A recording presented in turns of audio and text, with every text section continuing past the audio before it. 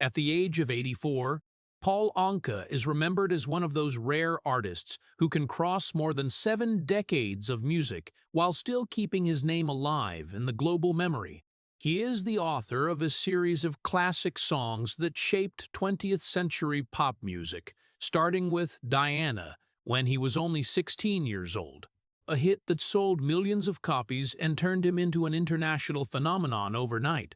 From there, Paul Anka continued to create timeless marks like Put Your Head on My Shoulder, Lonely Boy, and especially the English lyrics for My Way, for Frank Sinatra, one of the most iconic songs in the history of popular music. He also wrote music for many major artists like Tom Jones and collaborated indirectly with icons like Michael Jackson, affirming his position not only as a singer but also as a songwriter who built a legacy. Throughout his career, he sold more than 100 million records, received many prestigious awards, was honored in music halls of fame, and left a deep imprint across the swing, pop, and adult contemporary eras. Few artists can transform themselves from a teen idol to a powerful songwriter and then become a long-lasting performing artist while still maintaining relevance across many generations like he has. But behind that spotlight is a journey that was never easy.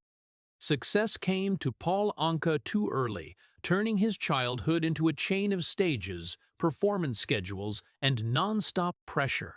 While the world hailed him as a child prodigy, he was still just a boy who had not yet had time to understand who he was outside of music. The stage lights lasted too long, compressing his youth and replacing it with expectations, contracts, and responsibilities far beyond his age.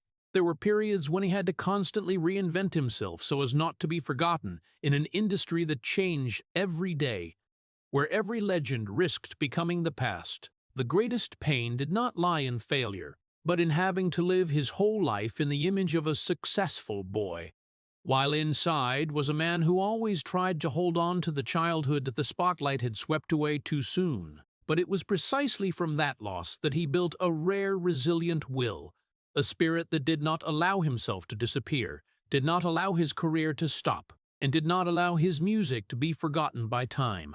Before moving on to the next part, please hit like and subscribe to the channel so we can continue the journey exploring the life full of light but also full of loss of Paul Anka. A journey where behind those immortal hits is a boy who once traded his entire childhood for the applause of the whole world. In the early years of Paul Anka's life, before the world knew him as a music phenomenon, he was just a boy who grew up in a home that carried more expectations than peace. His family were Lebanese immigrants in Ottawa, where traditional values, discipline, and the desire for success were always placed first. This was not a childhood of absolute poverty, but a childhood full of invisible pressure, where every small action carried the expectations of the whole family. His parents worked hard, building a life from almost nothing, and that was why they placed the belief that their son must go further, must become something bigger than what they could ever achieve. In that house, love was not expressed through letting go or freedom, but through responsibility, guidance, and constant reminders about the future. From a very young age, Paul was exposed to music, especially the piano, but not as a childhood game, but more like part of a training process to become special. Each key was not just a sound, but a step forward in a preset journey.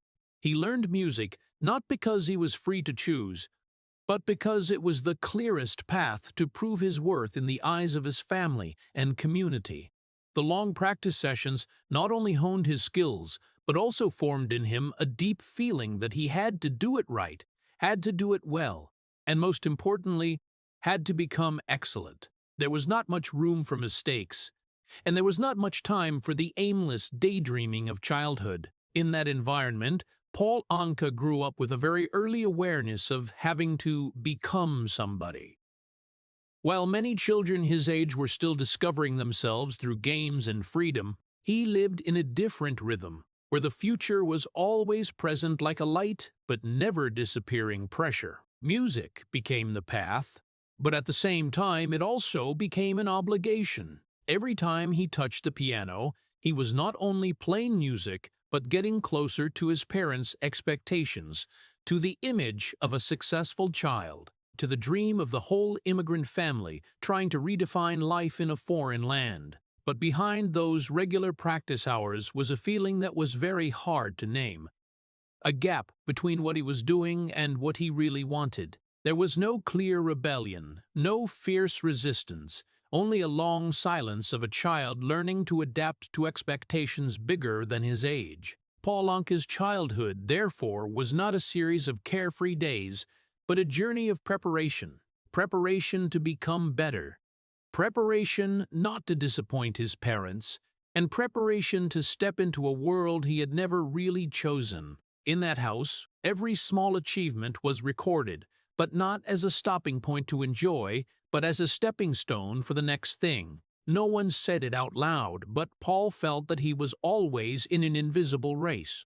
And what was especially painful was that he did not know exactly where the finish line was, only that he had to keep running. It was precisely in that environment, full of expectations, that a future artist was formed. But at the same time, a child gradually lost the lightness that belonged to childhood. And from very early on, even before the stage lights found him, his life had already begun in a state that was not peaceful, but non-stop preparation for a long journey whose full meaning even he did not yet understand. When Paul Anka turned 16, his life was no longer defined by piano practice sessions in the immigrant home in Ottawa, but by one single moment that changed everything: the song Diana. No one could have guessed that a boy who still carried the innocence of school age could write a song that would echo around the world. But Diana did just that. It was not just a song, but a cultural explosion. In a short time, the track climbed international charts, sold millions of records, turning Paul Anka from an ordinary teenager into a global phenomenon overnight. But behind that spotlight was a truth that few people saw. His life began to narrow down right at the moment it expanded to the whole world. From the moment Diana became a phenomenon, Paul was no longer allowed to live like a 16-year-old boy anymore. The dense performance schedule pulled him away from school, from the hallways full of friends' laughter, from the normal experiences that any teenager had the right to live. While those his age were still worrying about homework, first dates, or vague dreams about the future, Paul had to step into the world of airplanes, stages, recording studios, and performances in front of thousands of strangers. The door to childhood did not close gently. It was slammed shut by applause, lights, and non-stop expectations. Fame came too fast and made everything around Paul become distorted. Crazy fans appeared everywhere. Letters, words of affection, admiring looks, but also full of pressure. The press no longer saw him as a boy, but as a product of success. Every step, every word was recorded, analyzed, and spread. That teenager, who had only just begun to understand the world, was placed at its center. There was no quiet space to grow naturally, no room to make mistakes, because everything was happening under public light. The most painful thing was not the fame itself, but the silent loss that came with it. Paul Anka still had the body of someone growing up, but his psychology was still that of a child who had not yet had time to understand who he was. The normal experiences of youth gradually disappeared, replaced instead by responsibility, performance schedules, and the pressure to maintain the image of a child prodigy. He had no chance to slow down, to make mistakes, to try and fail in silence. Everything had to be perfect because the world was looking at him as a symbol. The first success of Diana was also the first loss in his life. It opened the door to fame, but at the same time closed the door to childhood. From that point on, Paul Anka was no longer defined as a boy growing up, but as a star existing. And in that change, what no one realized was that the price of the spotlight had begun to be measured by the very normal years he would never get back. When Paul Anka moved past the explosive success of Diana, He was no longer seen as a normal boy growing up, but was permanently framed in the image of the perfect boy of the music industry. In the eyes of the public, he no longer had the right to be wrong, no longer had the right to change naturally, and even less chance to mature in the way a normal human being was supposed to go through. Every step he took was placed under judgmental eyes. Every choice was compared with his own image from the past. And from there, a form of invisible pressure began to form, the pressure to always be himself, but himself in the way the world wanted, not in the way he was becoming. No one said outright that Paul Anka was not allowed to make mistakes, but everything around him implicitly demanded it. A small mistake could become a newspaper headline. A change in style could be seen as a sign of decline. He was trapped in a fixed version of himself, the version of the teen prodigy who created Diana. While his body grew every day, the world tried to keep him standing still in that first moment of success. It was a silent but cruel paradox. The more famous he became, the less freedom he had to become his true self. The pressure to maintain fame did not come as a single shock but as a continuous flow that never stopped. Every performance was not just an opportunity but a test of whether he was still worthy of the title the world had given him. In the rapidly changing music industry, where new faces appeared constantly, Paul Anka had to face a cold truth. No one was allowed to exist forever if they did not continuously reprove their value. And that turned his life into a series of days of non-stop maintaining the image, rather than living truly with himself. The most painful thing was not that the spotlight had disappeared, but that it never allowed him to leave. He was kept inside his own success, as if the past had become an invisible cage. Whether he wanted to or not, he still had to carry the image of 16-year-old Paul Anka through every stage of his life. And as time went on, that expectation became heavier because the world not only wanted to hear new music from him, but also wanted to hear the feeling of the past again, something he could not recreate forever. Amid thousands of cheers, stage lights, and the admiration of the crowd, Paul Anka experienced a very special kind of loneliness. The loneliness of someone who was always seen but never truly understood. When the audience sang along to every song, when the applause stretched on endlessly, when everything seemed to be at the peak of connection, deep inside he still stood alone with the feeling of being detached from his own life. Because no one in that crowd saw the 16-year-old boy who was still being held back in his own memory, the boy who never had the chance to live a normal youth. And in that contradiction, the image of a perfect teen idol gradually became a mask that could not be taken off. It brought fame, but also took away freedom. It brought admiration, but also took away peace. And Paul Anka, from very early on, had to learn to live with a silent but painful truth. The more he was loved by the world, the less chance he had to love his own life naturally. When he moved into the following years of his career, Paul Anka began to realize something that no one had told him since Diana turned him into a star. Fame did not open up freedom. It only changed the shape of the bonds. His performance schedule was so packed that private time almost disappeared completely. Airplanes, hotels, stages, recording studios. His life was arranged into a chain of movements with no pauses. Each day that passed was no longer measured by personal experiences, but by work commitments, contracts, and performances following one after another, with no clear end. And in that flow, what outsiders saw was brilliant success, while what he felt inside was an ever-deepening exhaustion. At first, Paul Anka thought this was the natural price of a career, but the longer he went, the more he realized he no longer had time to live like a normal human being. Mornings without a performance schedule became rare, and even when there were any, his mind was still pulled toward the next responsibilities.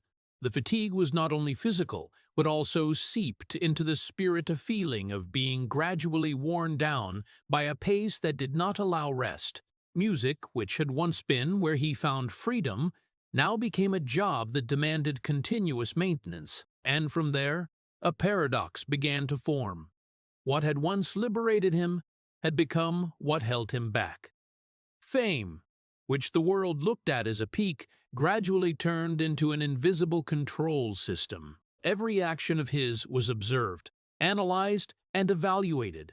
A small change in style, a different music choice, or simply a longer than normal silence could become a topic of discussion. Paul Anka was no longer allowed to exist as a normal person with the natural changes of emotions and time. He was framed in an image that the public wanted to maintain, and any deviation from that image carried risk.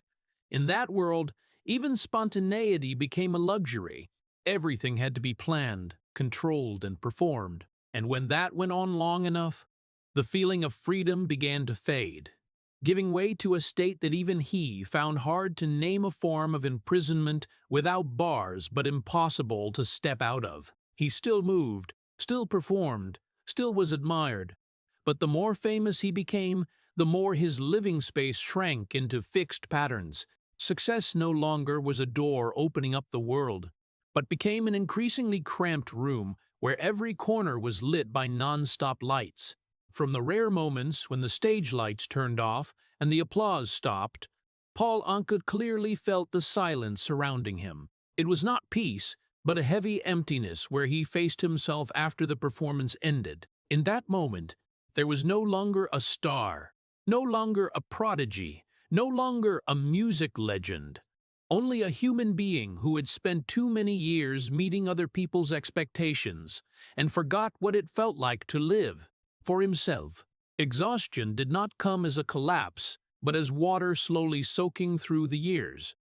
He still stood firm, still continued working, but inside was a form of fatigue that was not easy to see. No one in the audience realized that behind that stable voice was a schedule with no room for recovery. No one saw that every time he stepped onto the stage, it was not just a performance, but also a continuation of existing in a system he could not escape. And gradually, Paul Anka understood that the hardest thing was not becoming famous, but living with it for too long. Because when fame became part of life, it was no longer something you owned, it became the place you had to stay.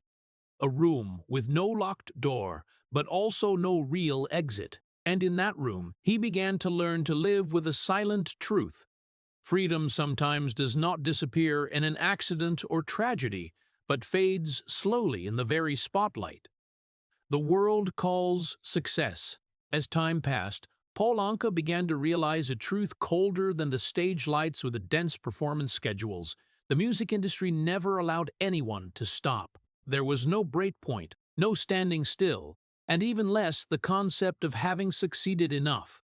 Each song that once topped the charts quickly became a memory, and right after that came the pressure to create something new, even bigger and more resounding. In that world, success was not a destination, but only a very short moment before the race started again from the beginning. Paul Anka, who had reached the peak while still a teenager, gradually understood that the spotlight of Diana was not a permanent ticket but only the opening for a journey with no stopping point. Each stage of his career carried a new requirement.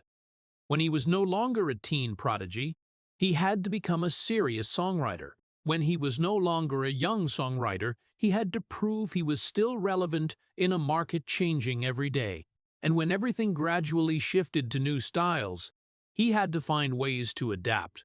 Not once, but continuously. Competition in the music industry came not only from familiar rivals, but also from time itself. New generations of artists appeared, bringing new sounds, new images, and a speed of change that previous generations could hardly keep up with. Paul Anka was not outside that vortex. He had to face a question that never disappeared. How could an artist who started in the 1950s continue to exist in a music world that always shattered itself? The answer was never simple, and sometimes it did not exist. In that context, Paul began to understand that fame was not something durable. It was like a continuous flow where everything depended on the ability to adapt. No one was allowed to hold the same position for too long without constantly changing. And that change was not only in the music, but also in the way of thinking, the way of creating, the way of existing in an industry that never slept. He gradually realized that what kept an artist around was not a brilliant past, but the ability to rebirth himself many times in the same lifetime. Precisely from that awareness, his life entered a new state, the state of always having to rebirth. There was no longer a fixed version of Paul Anka, but many different versions of the same person, each version appearing to meet a different era of music. Sometimes he was a teen singer, sometimes a songwriter behind legends, sometimes a long-time performing artist on big stages, and sometimes someone who had to step back to observe the music world changing without any waiting for him. But continuous rebirth was not a gentle process. It demanded non-stop adaptation, acceptance of change, and sometimes letting go of parts of himself that had once created success. For Paul Anka, each transformation was not only a step forward, but also a silent farewell to an old version of himself. And when that repeated enough times, the feeling was no longer development but became a form of existence that was survival. Deep down, he began to see the music industry as an entity that never rested, where artists were not allowed to stop to breathe for too long. Success did not protect anyone from change, and fame did not guarantee stability. Everything was measured by the ability to continue creating something new, to continue attracting attention, to continue existing in the non-stop flow of popular culture. And in that flow, Paul Anka understood that he was not only singing, but trying to maintain his own presence in a world always ready to forget the past. That understanding brought a form of awakening that was both painful and clear. No one in this industry truly got to rest. Not because they did not want to, but because the system did not allow it. And when looking back at his journey, Paul Anka realized that an artist's life was not only the story of songs, but also the story of continuously finding ways not to disappear. A long run with no finish line, where every stop carried the risk of becoming forgotten. In Paul Anka's long journey, there was a moment that world music history recorded as a turning point. But for him, it carried a much deeper meaning: the birth of My Way. When he put pen to paper to write the English lyrics for the song originally from Comme d'habitude for Frank Sinatra, he was not only translating the song, but unintentionally touching a cultural icon that would go far beyond his own era. My Way quickly became one of the most famous songs of all time, a declaration of personal freedom, of living true to one's choices no matter what. When Sinatra raised his voice to sing, the song became the affirmation of a man who had gone through life in his own way, without regret, without compromise. But behind that spotlight, Paul Anka's story carried a completely different shade. He was not the one standing under the lights singing that freedom, but the one behind it, quietly creating one of the strongest symbols of personal freedom in popular music. And that very quietness carried a profound paradox. While the whole world saw My Way as a declaration of living without compromise, for Paul, his life was a series of continuous compromises with time, with the industry, with expectations, and with his own existence in a system that never stopped to wait for anyone. My Way became a global icon, sung on thousands of stages, in moments of farewell, endings, and even times when people looked back at their lives. But for Paul Anka, every time that song rang out was a more complex reminder. It was not only success, but a mirror reflecting the life he had never been able to live fully as the song described. Because, in his reality, life was not a completely free journey, but a series of non-stop adjustments to exist in a world that was always changing. What made My Way special for Paul was not its fame, but the gap between the song's message and the real experience of the person who helped create it. When Sinatra sang about living life his own way, Paul Anka understood better than anyone that many parts of an artist's life were not his own way as people thought. Those were choices shaped by contracts, by the market, by the pressure to maintain a career, and by an industry that never allowed stopping for too long. In the spotlight of that success, there still existed a silent loneliness that few people saw. My Way put Paul Anka's name into music history, not only as a singer or songwriter, but as someone who created one of the strongest declarations in popular art. But at the same time, it reminded him of the silence behind the stage, where there was no applause, no lights, and no feeling of lasting victory. Because when the song ended, the one left with it was not the audience but the person who had written it. The success of My Way did not reduce the loneliness in Paul Anka's life, but sometimes made it even clearer. He stood in the rare position of a person who both created a symbol of freedom and lived in a reality full of adjustments and adaptation. That very contrast created a special emotional depth in his journey. The more the world honored him, the more clearly he became aware of the parts of his personal life that had to give way to his career. And perhaps, in the silence of himself, Paul Anka understood that My Way was not only Sinatra's story, not only the story of music, but also the story reflecting himself, a man who had gone through almost his entire life trying to find the boundary between what he wanted and what he was forced to become. A song about freedom, but born from a life that was never truly completely free. After the years when the whole world knew him through classic songs and irreplaceable marks in popular music, Paul Anka began to face a different reality.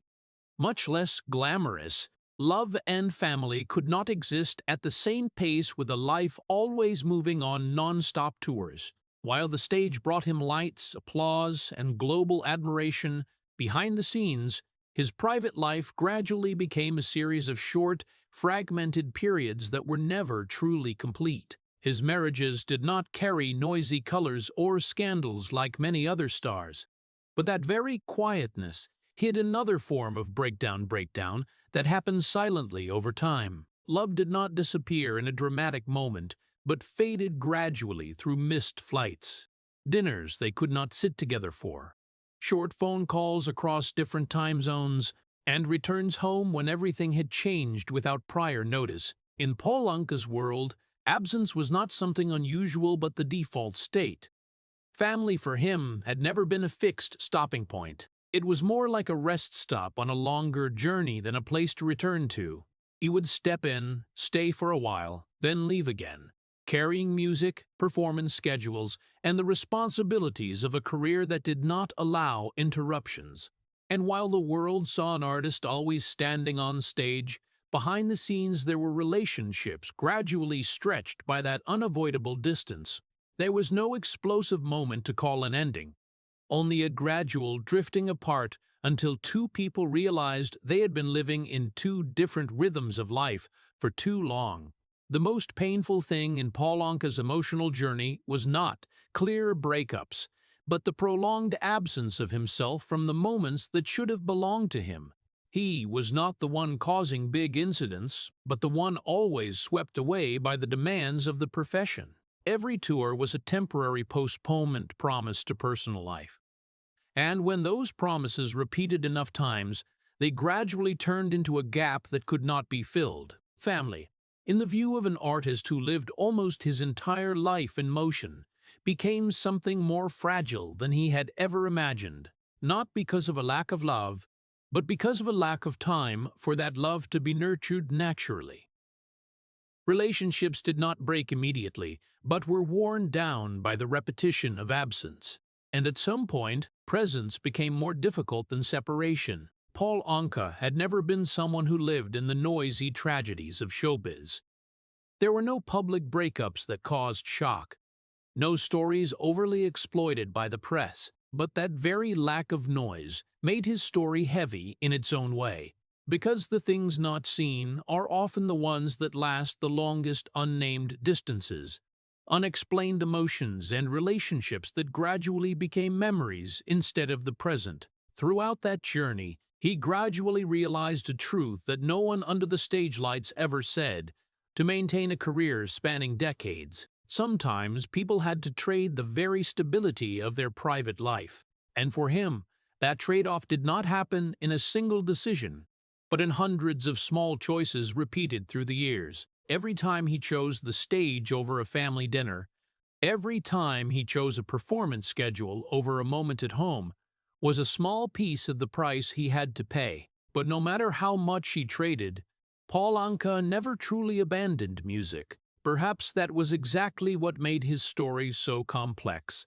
Love and career did not confront each other directly, but intertwined, making him unable to choose one without losing part of the other.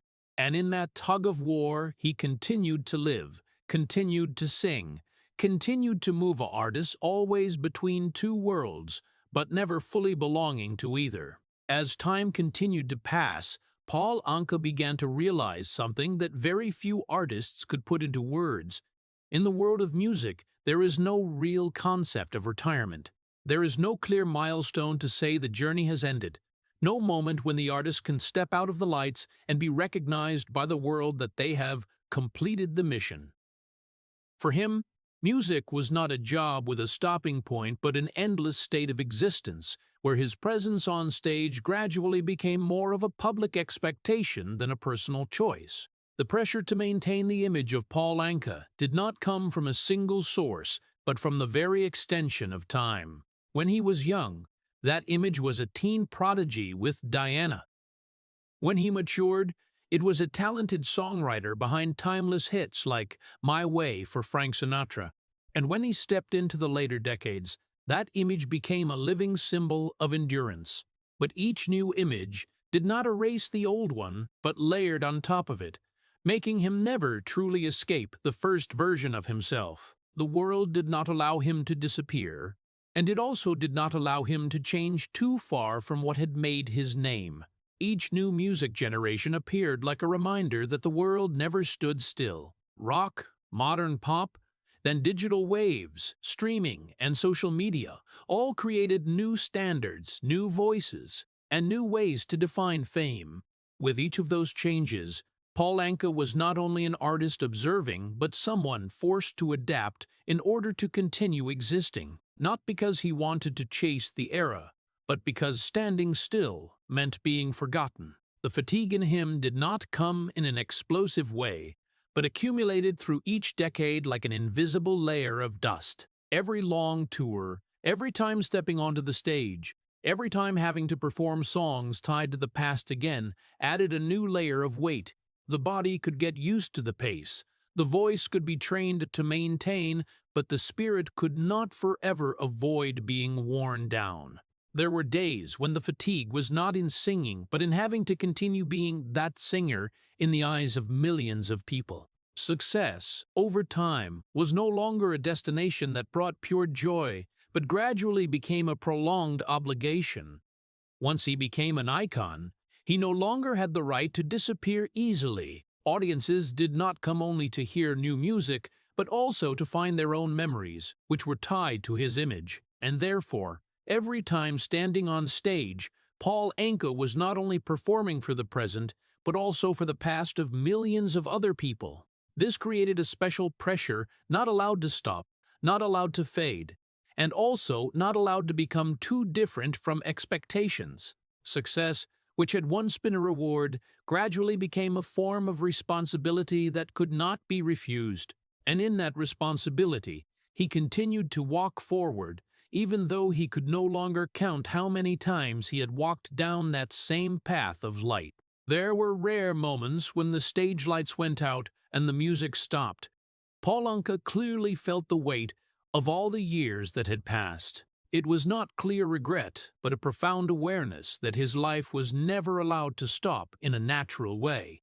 Everything was stretched, maintained, and continued, as if his existence in music was something not allowed to end. And in that state, he understood that the price of never stopping was not a grand moment, but a long chain of similar days, where persistence and fatigue blended together inseparably. Success, instead of being the end of the journey, became the reason that journey never had a real stopping point. When looking back at Paul Anka's long journey, there is an unavoidable truth.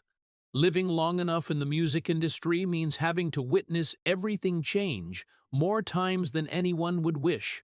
The stages that once shone brightly with the warm lights of the 1950s and 60s gradually gave way to new eras where the sound, images, and the way people consumed music were no longer the same as before. In that flow, not only did the music change, but also the people who once walked with him in the same era gradually left the stage of life. His artist friends, the voices that once shared the same generation of audiences, disappeared one by one from the lights.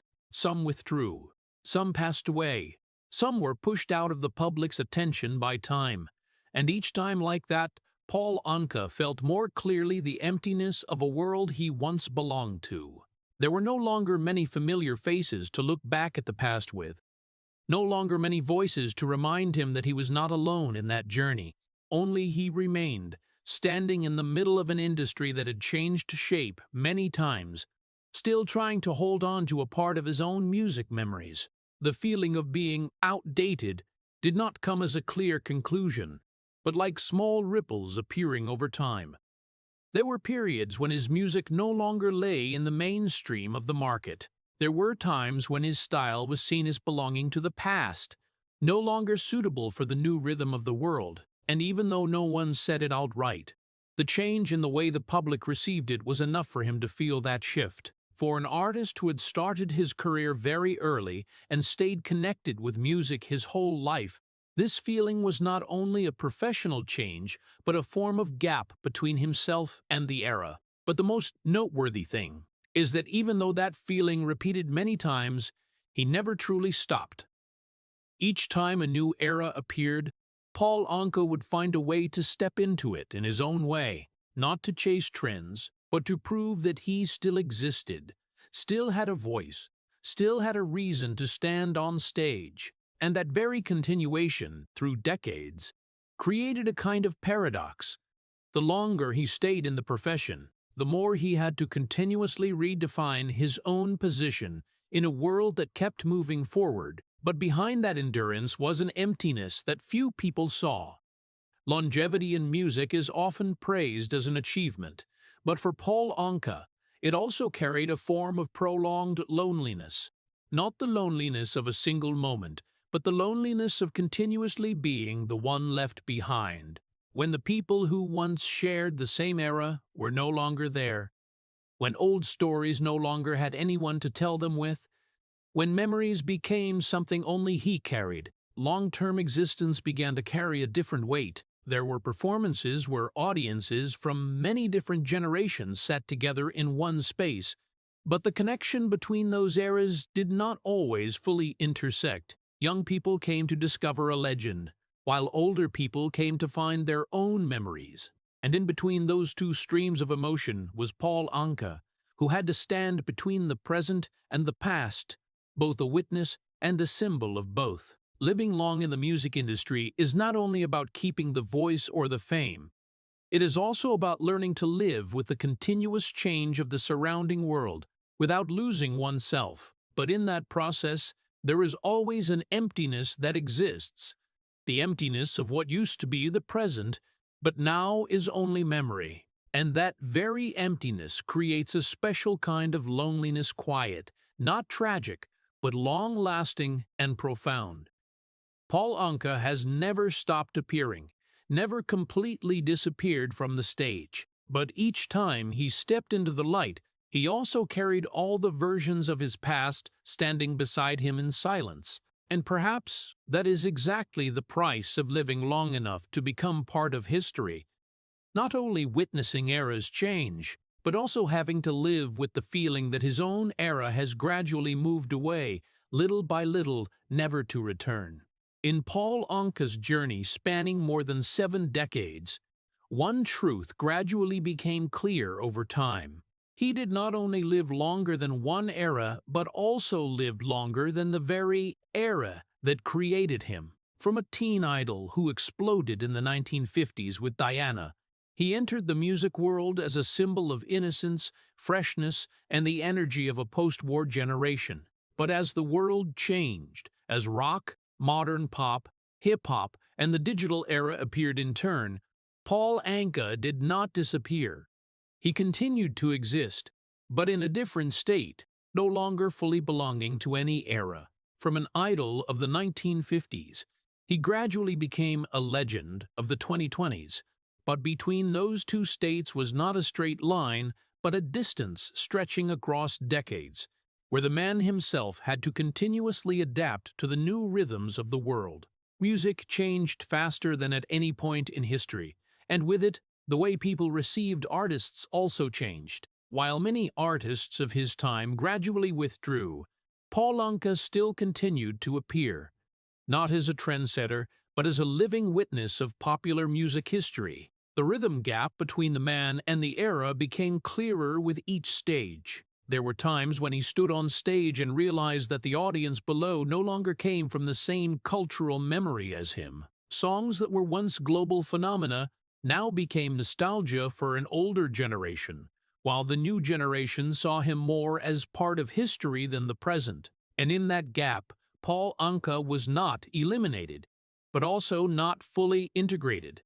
He existed in a special boundary between the past and the present, between memory and continuation. No longer belonging to a specific generation, he became a rare phenomenon in music, an artist that every generation knows, but no generation fully calls their own. For the older generation, he is the living memory of the golden age.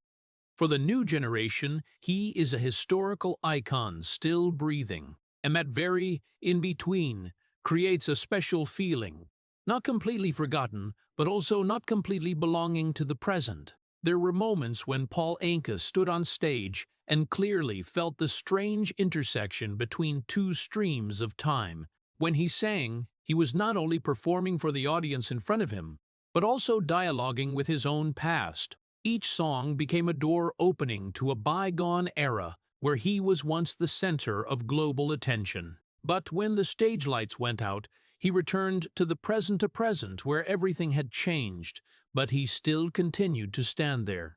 Becoming a living memory is not a role chosen, but a state shaped by time. Paul Anka is no longer simply a composer, singer, or songwriter, but a living archive of many different music periods.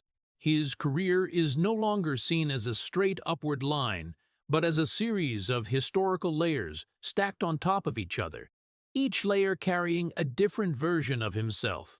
And as time went on, the role of current artist gradually gave way to the role of witness of the era.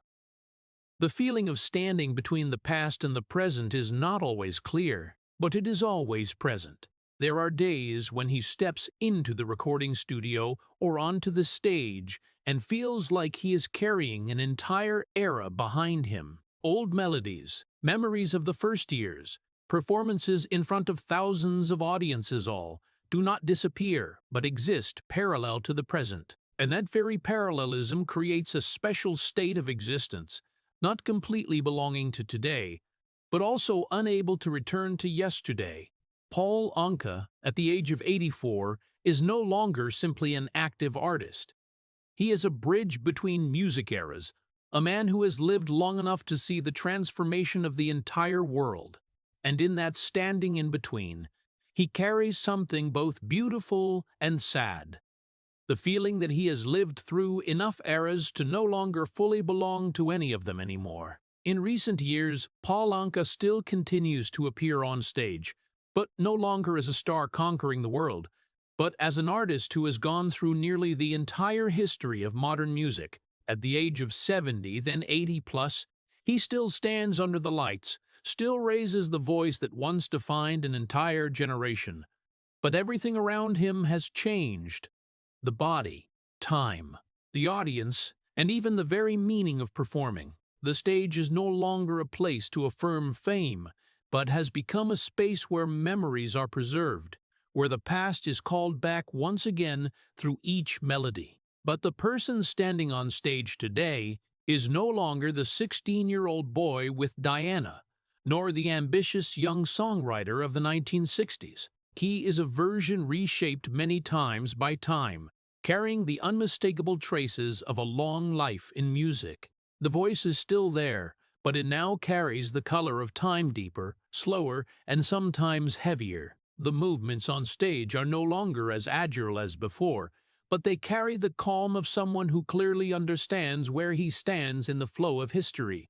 Paul Anka's body is no longer the tool of endless youth. Every tour now is not only an artistic journey, but also a calculation between health, energy, and the ability to maintain the performance pace. But what is special is that he still continues.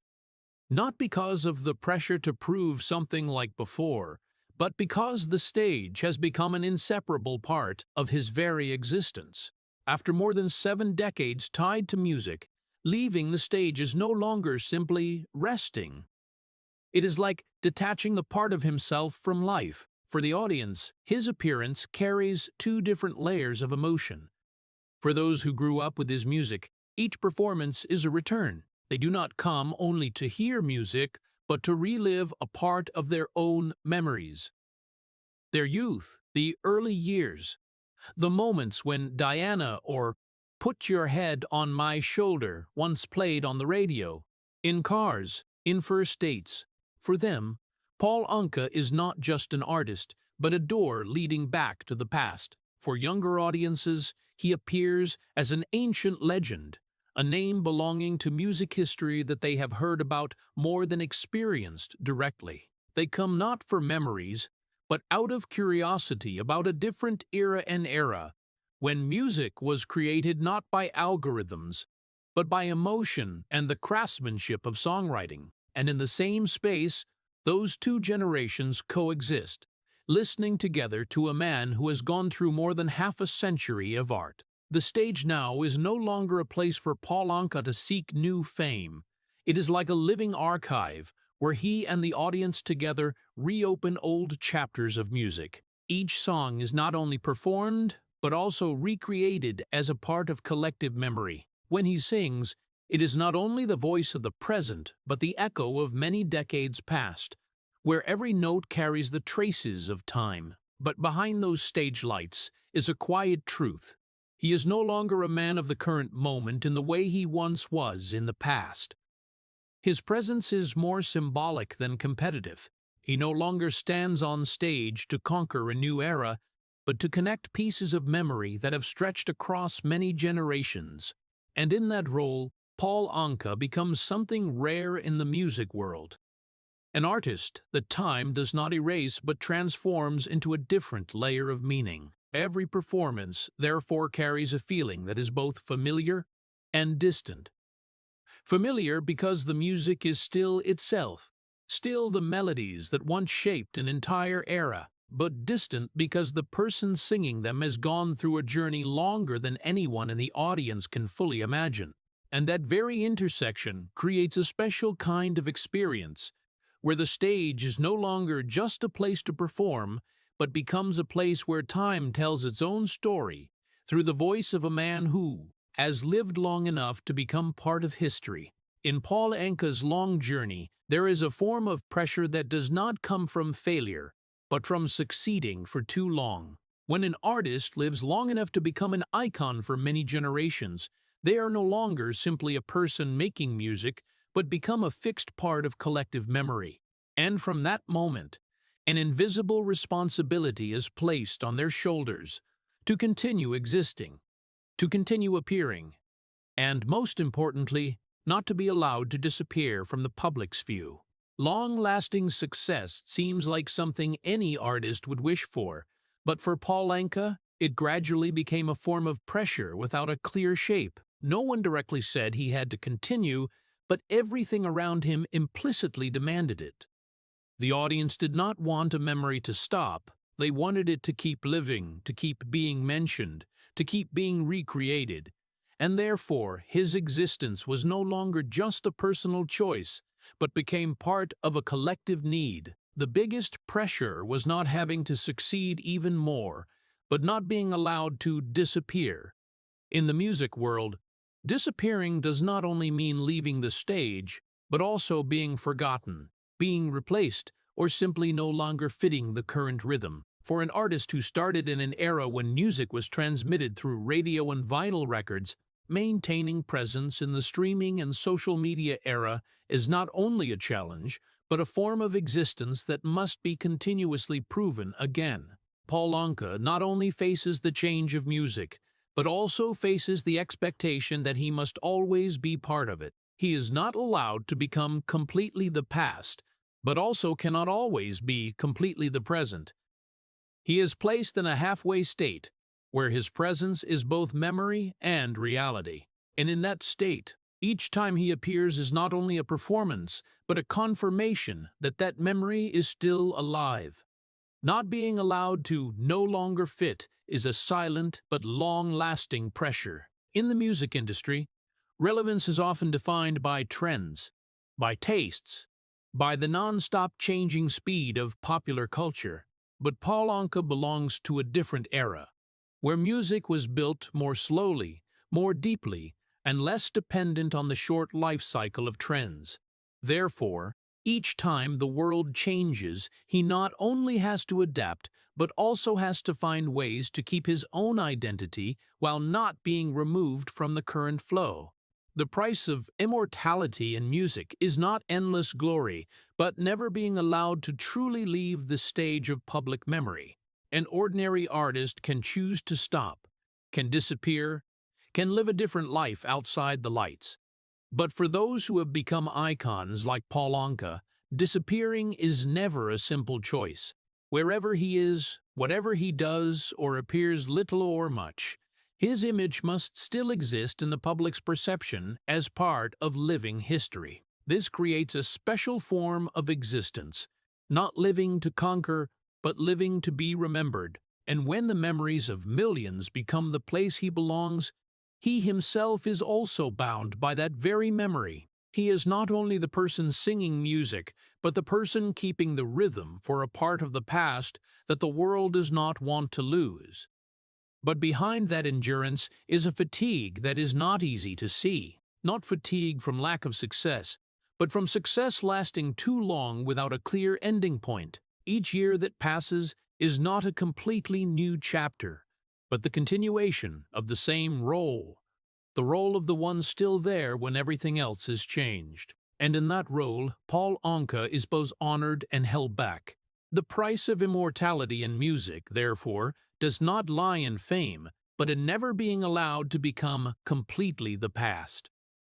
He lives between two states, the past he created and the present in which he still has to continue appearing. And that very tension creates a special form of existence where success is no longer a destination but a long responsibility, without an ending, tied to his very presence in the memory of the world. In the recent years of his artistic life, Paul Anka no longer steps onto the stage with the mindset of a person conquering the world, but with the calm of someone walking into his own memory.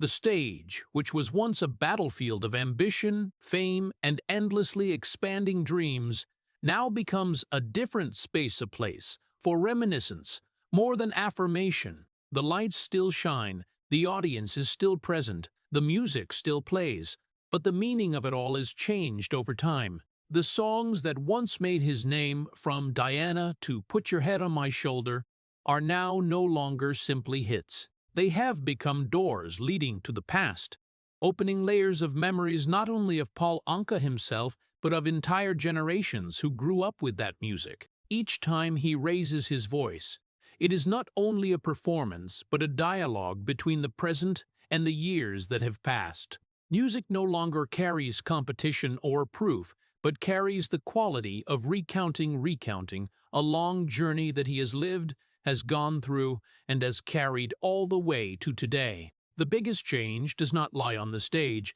but in the way Paul Anka looks back at himself. When he was young, he looked forward with ambition, with speed, with the feeling that there was always something bigger waiting ahead. But as time passed, that gaze began to turn backward. He no longer only lived in the present of the performance, but lived with the entire past that had shaped the man standing on stage today. Each song became a piece of memory. Each melody became a part of the long journey he could not separate from. In that recollection, his emotions were no longer simple. It was not only pride in what he had achieved, but also a profound fatigue of someone who had gone through too many years in the same light. Pride and fatigue existed side by side, not canceling each other out but together, creating a complex emotional state. He was proud because he had lived long enough to see his music outlast time, but he was also tired because that very prolongation had taken away so many things that could not be recovered: time, peace, and the parts of personal life that had been set aside. The stage, therefore, is no longer a place where he chases the lights as before. The lights are still there, but their role has changed. They no longer lead him forward, but surround him in the present moment, like a familiar layer of light that has become part of him. Paul Anka no longer chases it, nor is he swept away by it. He simply stands within it, exists with it, like someone who has grown accustomed to light and shadow belonging to him at the same time. The audience at those performances also carries a different meaning. They do not come only to watch an artist perform, but to witness a part of history coming back to life. There are people who once listened to his music when they were young, and now return with graying hair, carrying their own memories. There are younger people who come to learn about an era they only know through stories. And among all those layers of audience, Paul Anka stands at the center, no longer the connecting point of current trends, but the intersection point of many layers of time. When the stage lights go out, the feeling left behind is not emptiness but a meaningful kind of quiet. It is the quiet of a journey that has gone very far, where each performance is no longer a step forward but a look back. Paul Anka no longer needs to prove anything to the world, nor does he need to chase a new image of himself. He only lives with the music, with the memories, and with the very things he has created. And in that state, the stage is no longer a place of conquest, but becomes a place of continuing memory. A place where time does not stop but also no longer imposes the pressure to run faster. A place where Paul Anka, after everything, is no longer the one searching for the future, but the one living fully in the intersection between what has passed and what still echoes in his own music. In the final moment of this journey, when looking back at Paul Anka's entire life, what remains is not only the list of classic songs, awards, or stages he has been on for more than 7 decades. What remains is a long story about a 16-year-old boy who wrote Diana and unintentionally opened the door to a life that would never return to a normal state. Diana was not only the song that started his career, but, from a deeper perspective, became the milestone that shaped his entire destiny, a greeting to the world, but also a farewell to childhood. When Diana became a global phenomenon, the world saw a prodigy, a new voice, a youthful icon of popular music. But inside that story, there was a truth less often seen. A child who had just stepped into life was pushed straight into the center of the lights, where there was no longer room for the slow pace of natural growth. And from that moment, his more than 70-year journey was no longer simply a career, but became a continuous flow that did not allow stopping, did not allow disappearing, and also did not allow going back to start over. Paul Anka did not live a life with a clear beginning, development, and ending like many others. He lived a life where the beginning was too bright, too early, to the point that it pulled every remaining part of his life to revolve around it. Diana became a shadow that both supported and covered him. It brought fame, opened the door to a career, but at the same time kept him in an image that the world would never forget. And throughout the many decades after, no matter how many songs he wrote, how many artists he collaborated with, or how many stages he stood on, that name was always the starting point that people remembered first. Paul Anka's more than 70-year journey in music, therefore, is not only a story of endurance, but also a story of continuous existence under the public's gaze. There was no period in his life truly separated from fame. Even when music changed, when new generations appeared, when new trends swept through the industry, he was always there, not as someone standing outside, but as a living witness of the very history he helped create. But behind the legacy of hundreds of songs, millions of records, and irreplaceable marks in popular music, there is a heavier layer of emotion that is not always seen. It is the feeling of living an entire life under the public's gaze. From a 16-year-old boy to an 84-year-old man, Paul Anka has never truly been allowed to disappear in the normal sense of a human life. He has always existed in other people's memories, in the songs other people sing along to, in the memories other people carry from the past. Without dramatizing his life, it cannot be denied that in that greatness there is a form of long-lasting inner heaviness. It is not explosive pain, but the accumulation of time, of expectations, of having to continuously represent an image that the world assigned to him from very early on. An artist can change style, change music, but it is difficult to change the way the world has defined them from the first moment they appeared. And therefore, when looking back at that entire journey, the question is not only what Paul Anka has achieved, but also what he has had to carry throughout that path. A career spanning more than 70 years is not only proof of talent, but also proof of the ability to endure the continuous lights, expectations, and public memories that never fade. At the age of 84, his final image is not that of a man who has ended his journey, but of a man who still continues to stand between music and time. A man who still steps onto the stage, still raises his voice, still lives with the songs that have passed through many generations. But deep inside, somewhere in that very person, the image of the 16-year-old boy from back then still exists. The one who wrote Diana, and unintentionally opened a life that never allowed him to return to being a normal child. And perhaps that is the final echo of this story. An 84-year-old man still standing on the world's stage, but in his heart, he is still carrying the 16-year-old boy who never had the chance to live again, the childhood that the spotlight had claimed from very early on, and kept forever in music history. The story of Paul Anka is not only the journey of a music legend, but also a poignant slice about the price of growing up too soon in the spotlight. From the moment Diana exploded when he was only 16 years old, his life no longer belonged to a normal boy, but was pulled into the non-stop wheel of fame. The pity does not lie in the success, because he achieved everything: hundreds of songs, more than 70 years of career, and iconic status in popular music, but in the fact that his childhood seemed to have been frozen forever in that moment. When he wrote My Way for Frank Sinatra, the world saw a declaration of freedom. But he himself lived a life that always had to adapt, always had to rebirth, to exist. Through each part of the story, from family pressure, dense performance schedules, the non-stop changes in the music industry, to the feeling of being trapped in the image of the perfect boy, one clearly sees a man who was both honored and held back by that very honor. At the age of 84, he stands on stage not only as an artist, but as a living memory of many generations. But deep inside, it is still the image of the 16-year-old boy who never had the chance to live a normal childhood again. The lesson for the American people from this story is not only about music or fame, but about the fragile balance between success and personal life. That achieving the peak too early can bring invisible losses that last a lifetime, and that not all lights bring freedom. Sometimes, the most important thing is not becoming a legend, but not losing oneself in the journey of becoming that legend.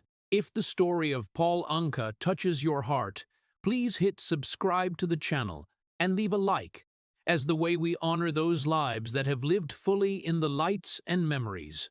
Thank you for listening to this journey, and see you in the next video, where we will continue to explore the destinies behind the spotlight that has never truly gone out.